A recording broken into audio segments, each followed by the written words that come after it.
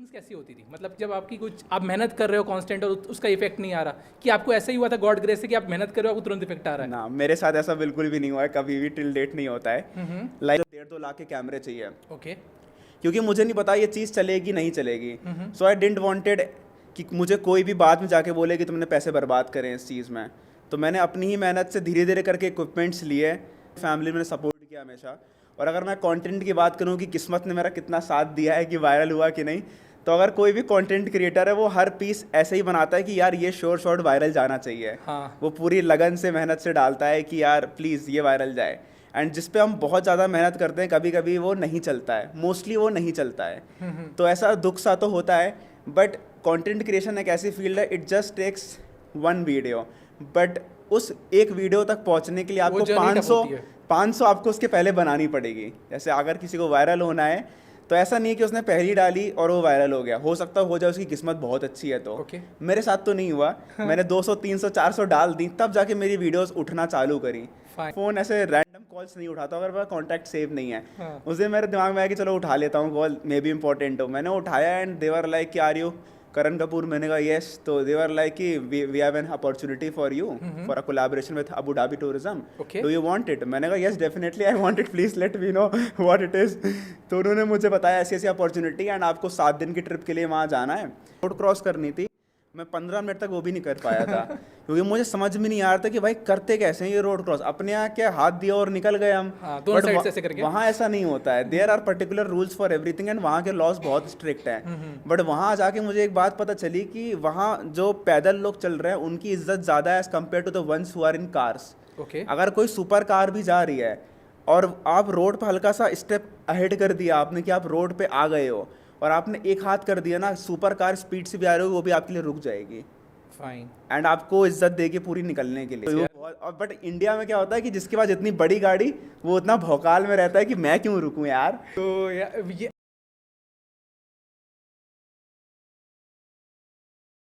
We have Mr. Karan with us.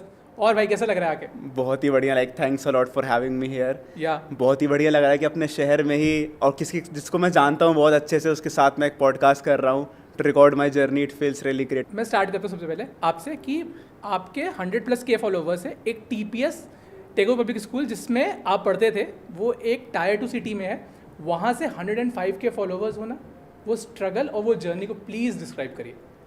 Like मैंने तो honestly कभी सोचा नहीं था कि मैं यहाँ तक कभी पहुँच पाऊँगा। ऐसा कोई प्लान नहीं मैंने बनाया था कि ऐसा रोड मैप हो कि मैंने नया चैनल स्टार्ट करा एंड ये मेरा गोल है। इट वॉज जस्ट कि जब मैं स्कूल में ही था तो ऐसे घूमने फिरने का शौक आ गया था उस टाइम से ही। तो मैं दोस्तों के साथ ऐसे स्कूल के बाद कोचिंग के बाद घूमने जाता था। फिर वो धीरे धीरे जब मैं यहाँ छोड़ के गलगोटियाज यूनिवर्सिटी गया बीटेक करने इंजीनियरिंग, तो वहाँ पे वो मेरा जो एक पैशन डेवलप हो गया था बिकॉज मैं बहुत सारे ट्रैवल व्लॉग्स दिन भर देखता रहता था। तो फिर वो पैशन ट्रैवलिंग वाला एकदम घुस चुका था। मैं लाइक जब भी वीकेंड में छुट्टी मिलती थी तो मैं ऐसे वीकेंड को क्लब करके पहाड़ों पे निकल जाता था, कभी आसपास की जगह एक्सप्लोर करने अपने दोस्तों के साथ। तो वो ट्रैवलिंग वाला कीड़ा घुस गया था। बट तभी भी कंटेंट क्रिएशन ऐसे पिक्चर में नहीं आया था, तो मैं अपनी फ़ोटोज़ क्लिक करवा के डालता था। तो लोगों का जो रिस्पॉन्स आता था वो काफ़ी सही रहता था कि यार like this is what we want to do and you are doing that thing. But तभी भी पिक्चर ही मेरे पिक्चर में थी, लाइक फोटोग्राफी भी बस। बट देन मैंने धीरे धीरे जैसे मैं ट्रैवल व्लॉग्स देखता था तो मुझे लगने लगा कि यार जब और लोग व्लॉग्स बना रहे हैं and people are getting inspired from that, so why should I not do that thing. So मैंने धीरे धीरे फोटोज़ को अपना चेंज करा वीडियोज़ में। एंड मैं जो दिल्ली जाता था घूमने, कहीं भी गया दिल्ली में, तो मैंने वहाँ की वीडियोज़ बनाई। फिर मैं जब प्रयागराज वापस आया तो यहाँ की मैंने वीडियोस बनाई and I got a good response from everyone because मेरे जान पहचान में भी ऐसा कोई नहीं था जो ये चीज़ कर रहा हो पहले। और जो लोगों को मेरा पर्सपेक्टिव दिखा उनको अच्छा लगा मेरा थॉट प्रोसेस वगैरह, तो वहाँ से कॉन्फिडेंस मिलता गया कि हाँ I can do these things. फिर जैसे ये चीज़ बढ़ती चली गई तो मेरे दिमाग में और चीज़ें आती गई कि how I can enhance my quality and how can I like gain more things in this field. तो मैंने फिर देखा उसके बारे में, मैंने फिर अपने इक्विपमेंट्स में इन्वेस्ट करना चालू करा। फ़ोन से मैं गोप्रो पे आया, देन मैंने धीरे धीरे करके ड्रोन ख़रीदा, मैंने शूट्स करे, ब्रांड कोलैब्स करे, ट्रैवल करा। फिर ये धीरे स्टेप बाय स्टेप ग्रोथ होती गई। But every day like till date एक डाउट आ जाता है, लोगों को लगता है कि it's very smooth but it's not like that. Struggle काफ़ी ज़्यादा होता है, but I don't call it struggle, क्योंकि मुझे इसमें मज़ा आता है। आपको मजा आ रहा था तो मुझे इसमें कुछ स्ट्रगल सा लगता नहीं है, भले ही वो बहुत हेक्टिक हो जाता है। So I call this journey a hustle. मुझे ऐसा स्ट्रगल वाला लगता नहीं है कुछ बिल्कुल भी, चाहे मेरे सुबह से शाम तक मेरे शूट्स रहें। इस पॉडकास्ट के पहले भी मैं 2 शूट्स करके आ रहा हूँ, तो मुझे ऐसा कुछ टेंशन सी नहीं लगती है। एंड इसके बाद भी मुझे जाना है। वो मैंने जर्नी आपकी देखी है, जब आप वो करते थे, मतलब आज जब लो लेवल से थे, उसके बाद आप कितना ग्रो करें, वो पूरी जर्नी मैंने उस चीज़ का मैं विटनेस हूँ खुद से। And actually the thing is, starting stages में हम चलते हैं आपके, जब आपने ये पैशन स्टार्ट किया था, तब हो सकता है आपके पास इतने इक्विपमेंट्स के लिए पैसे नहीं होते होंगे, आप कुछ ना कुछ करते होगे, स्ट्रगल करते होगे, कभी कभी आपकी फ़ोटोज़ कई बहुत अच्छे शूट करते होगे पर नहीं चलती होंगी, या कुछ वीडियो साथ ऐसा होता होगा। जब उस समय आपकी फीलिंग्स कैसी होती थी, मतलब जब आपकी कुछ आप मेहनत कर रहे हो कांस्टेंट और उसका इफेक्ट नहीं आ रहा, कि आपको ऐसा ही हुआ था गॉड ग्रेस से कि आप मेहनत कर रहे हो आपको तुरंत इफेक्ट आ रहा है? ना, मेरे साथ ऐसा बिल्कुल भी नहीं हुआ है, कभी भी टिल डेट नहीं होता है। लाइक स्टार्टिंग में अगर इक्विपमेंट्स की मैं बात करूँ तो मेरे पास कोई इक्विपमेंट नहीं था। मैंने कैमरा भी नहीं खरीदा था, और मैंने ये जर्नी स्टार्ट कर दी थी। तो मेरे पास एक फ़ोन था बहुत ही बेसिक सा, जिससे वीडियोस भी बहुत अटक अटक के बनती थी। बट ऐसा मेरा कभी भी नहीं हुआ कि कोई इक्विपमेंट मुझे रोक सके कि मैं ये काम नहीं कर सकता। मतलब मेरा हमेशा से ये रहा है कि मेरे पास जो भी इक्विपमेंट हो, I have to go to the best potential of that equipment, भले ही वो एंड्रॉयड फ़ोन हो, iOS हो। बट धीरे धीरे जब मैं लगा कि हाँ अब इसकी मुझे रिक्वायरमेंट है, कि अब मेरी वीडियो स्मूथ नहीं आ रही है, बट मेरे पास ऑडियंस आ रही है वैसी, and they are expecting me to do something better, तो मैंने फिर और इक्विपमेंट्स में इन्वेस्ट करना चालू करा। और कभी भी मैंने मेरे पेरेंट्स बहुत सपोर्टिव हैं फ्रॉम द बिगिनिंग, बट मैंने कभी भी ऐसा उनसे नहीं कहा कि मुझे 1.5-2 लाख के कैमरे चाहिए। क्योंकि मुझे नहीं पता ये चीज़ चलेगी नहीं चलेगी। सो आई डिडंट वांटेड कि मुझे कोई भी बाद में जाके बोले कि तुमने पैसे बर्बाद करें इस चीज़ में। तो मैंने अपनी ही मेहनत से धीरे धीरे करके इक्विपमेंट्स लिए। पहले एंड्रॉयड फ़ोन था, फिर मैंने लिया गोप्रो, फिर मैंने ड्रोन लिया, फिर मैंने आईफोन लिया। अपने स्ट्रगल से, अपनी मेहनत से, सब कुछ मैंने अपनी मेहनत से लिया। उसके बाद मैंने और इक्विपमेंट्स लिया, अभी मैंने कैमरा लिया है। इसके बाद और इक्विपमेंट्स लूँगा। सो जो भी मैंने चीज़ें ली हैं अपने ही मेहनत से ली है। बट हाँ, मेरी फैमिली ने सपोर्ट किया हमेशा। और अगर मैं कंटेंट की बात करूँ कि किस्मत ने मेरा कितना साथ दिया है कि वायरल हुआ कि नहीं, तो अगर कोई भी कंटेंट क्रिएटर है वो हर पीस ऐसे ही बनाता है कि यार ये शॉर्ट वायरल जाना चाहिए। हाँ। वो पूरी लगन से मेहनत से डालता है कि यार प्लीज़ ये वायरल जाए। एंड जिस पे हम बहुत ज़्यादा मेहनत करते हैं, कभी कभी वो नहीं चलता है, मोस्टली वो नहीं चलता है। तो ऐसा दुख सा तो होता है। बट कंटेंट क्रिएशन एक ऐसी फील्ड है, it just takes 1 video, but उस एक वीडियो तक पहुंचने के लिए आपको 500 आपको उसके पहले बनानी पड़ेगी। जैसे अगर किसी को वायरल होना है, तो ऐसा नहीं कि उसने पहली डाली और वो वायरल हो गया। हो सकता हो जाए उसकी किस्मत बहुत अच्छी है तो। मेरे साथ तो नहीं हुआ। मैंने 200, 300, 400 डाल दी, तब जाके मेरी वीडियोस उठना चालू करी। तब लोगों को लगा कि हाँ this is worth it, platform को लगा वर्थ इट, किस्मत को लगा वर्थ इट। मतलब करण द फेस जो हमारे सामने आया, उसके पीछे 400 वीडियोस का स्ट्रगल था। Definitely, like I think so, इससे भी ज़्यादा। बट हाँ, ऐसे लगा है टाइम। करण, आप इंजीनियर हो ना? Yes, I am a software developer. Yes, तभी इंजीनियर्स हर जगह पे गए हुए, वो एक्टर्स हैं, वो सब कुछ है, हर चीज़ है दुनिया की, वो फोटोग्राफर्स है। वही है, मतलब मेरे को आपसे 3 इडियट्स वाली वो रहे ना फरहान, वैसी फीलिंग आ रही है मेरे को। 4 साल का बीटेक हमें बहुत कुछ सिखा देता है कि भाई गिव अप नहीं करना है, एंड एंड मोमेंट तक भी चीजें हो सकती है। सेमेस्टर्स को आखिरी टाइम पे कन्वर्ट करना, वो इंजीनियर्स के पास ही होता है। एग्जैक्टली, एंड हम सब कुछ कर लेते हैं। लाइक कोई भी फील्ड हो, वी एक्सेल। लाइक मैंने फुटबॉल भी बहुत खेला है। स्कूल टाइम में फुटबॉल कैप्टन था। जब मैं बीटेक गया गलगोटिया, तब भी मैंने फुटबॉल नहीं छोड़ा। मैंने हर एक फील्ड, लाइक जो मेरे रास्ते चीज़ें आई हैं, आई ट्राइड एवरीथिंग। फुटबॉलर एक ऐड करते हैं आपके नाम के साथ। यस डेफिनेटली, फुटबॉल तो मेरा पैशन है। फुटबॉल तो बहुत खेला है मैंने। और करण, आपने बहुत सारे ब्रांड्स के साथ कोलैब किया। यस। आपने बहुत सारी एयरलाइंस के साथ कोलैब किया, टूरिज्म के साथ कोलैब किया। तो आप प्लीज़ अपनी एयरलाइंस वाली जर्नी पे चलते हैं, एयरलाइंस का सेक्शन चलते हैं। आपको एयरलाइंस कैसे मिली, आपके ऐसे क्या काम हुए थे जिनके कारण आपको एयरलाइंस मिली, और उसमें फिर किसी आम आदमी को उस फील्ड में जाना है, एयरलाइंस से लेने हैं स्पॉन्सर्स, तो कैसे लेंगे आप? तो प्लीज़ डिफाइन करो। ओके, सो मैंने ना कभी भी ब्रांड्स को सामने से रीच आउट नहीं करा है कि हाँ कोई ब्रांड है तो मैंने देख लिया कि हाँ मुझे इनके साथ काम करना है, बट मैंने कभी भी रीच आउट सामने से नहीं करा किसी ब्रांड को। सो जितनी भी ब्रांड्स मेरे पास आई हैं वो किसी ना किसी के थ्रू आई हैं, या उन्होंने मेरा काम सोशल मीडिया पे देखा है। तो अगर मैं पहली अपनी इंटरनेशनल ब्रांड कोलैब की बात करूँ तो वो अबू धाबी टूरिज्म के साथ था। एंड वो मेरे पास सामने से आया था। एंड ऐसा सीन था कि मैं दयारा बुग्याल ट्रैक पे था उत्तराखंड में, और 2 दिन तक मेरे फ़ोन में कोई था नहीं सिग्नल, बिल्कुल भी सिग्नल नहीं थे। एक पॉइंट पे सिग्नल आया मेरे फ़ोन पे, एंड तभी मेरा फ़ोन रिंग किया।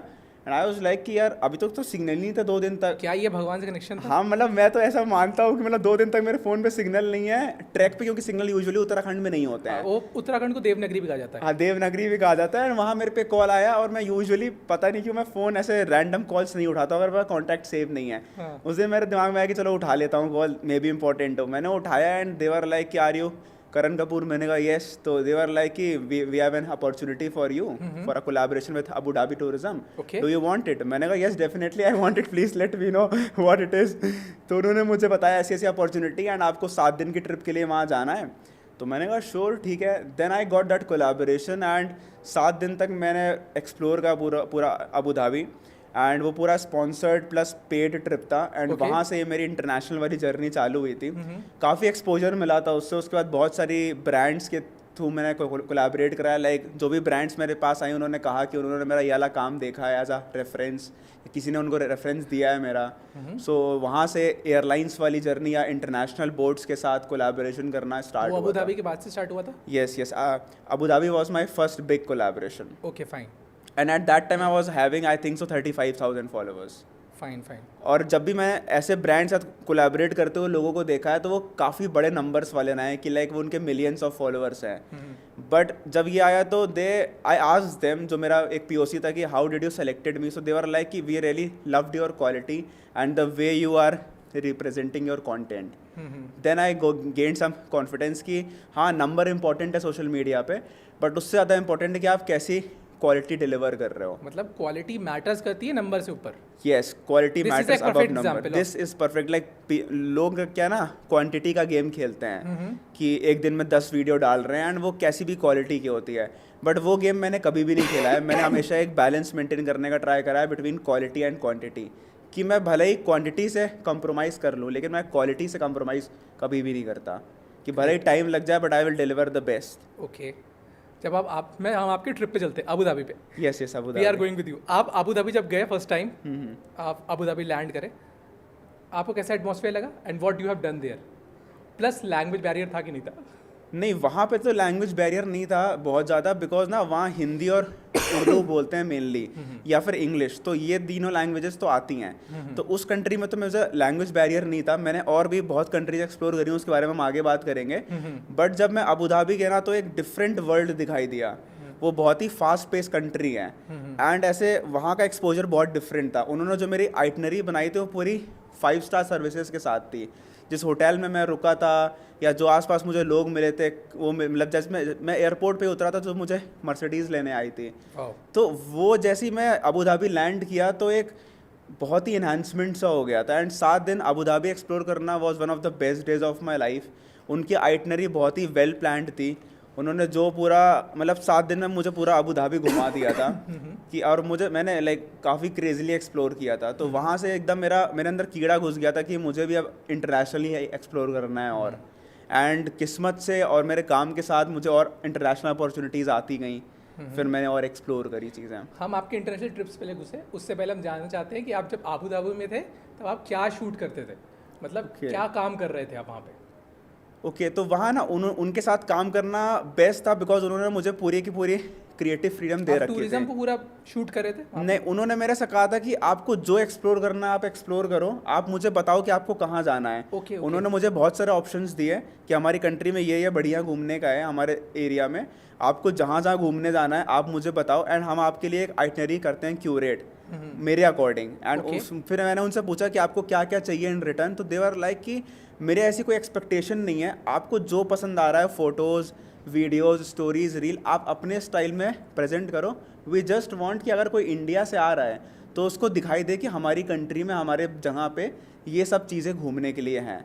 तो उन्होंने पूरी मुझे फ्रीडम दी थी करने की। तो मैंने उनको 5-6 वीडियोज़ दी थी, फ़ोटोज़ दी थी और डेली की स्टोरीज़ दी थी कि मैंने पूरी इन्फॉर्मेटिव स्टोरीज़ रखी थी कि अगर कोई आ रहा है इंडिया से तो मैंने फ़्लाइट की भी बताई थी, जब मैं पहुंच गया हूं तो उसका प्रोसेस भी बताया था, फिर वहाँ कैसे पब्लिक ट्रांसपोर्ट से एक्सप्लोर करते हैं मैंने वो भी करा था, फिर कैसे सस्ते में एक्सप्लोर करते हैं, कैसे खाना वहाँ खा सकते हैं, बिकॉज मैं वेजिटेरियन हूँ तो मुझे खाने की प्रॉब्लम इंटरनेशनल में बहुत ज़्यादा आती है। तो बट वहाँ बहुत ईजी था बिकॉज वहाँ पाकिस्तानी, अफ़गानिस्तानी, नेपाली और इंडियंस बहुत ज़्यादा हैं और इंडियन रेस्टोरेंट्स भी काफ़ी हैं।